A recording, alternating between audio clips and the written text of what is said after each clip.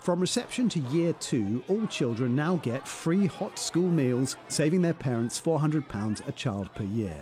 But Sky News understands the scheme could fall under the Chancellor's knife in November's spending review, and head teachers, including the one here at St Bede in Bolton, want an assurance that won't happen. So all kinds of ways, physically, that a child is better off and able to concentrate then much more. They're more comfortable in the afternoon, they are more settled. I think we've got the system running, we've got it up and running, it's running well. Children are benefiting, please don't take it away from them. The education budget is around £54 billion. £40 billion is protected, which covers per pupil spending in primary and secondary schools. £14 billion isn't protected. That includes early years, teacher training, colleges and free school meals. The department has to propose options of 25% and 40% cuts to these areas.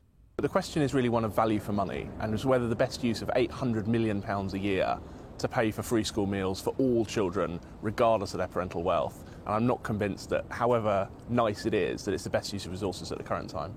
Politically, free school meals is seen as a Liberal Democrat policy, something from the coalition days that could perhaps be easily discarded by the Conservatives as a Nick Clegg folly, a bit of Lib Dem baggage to get rid of.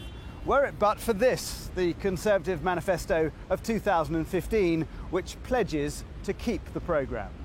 All the evidence suggests that children who have a school meal every day are 2 months further on in their studies than those that don't. This is damaging to children, it's an insult to our schools, and I guess it's a demonstration of what the Liberal Democrats did achieve when we were in power. These are the things you lose when we're not.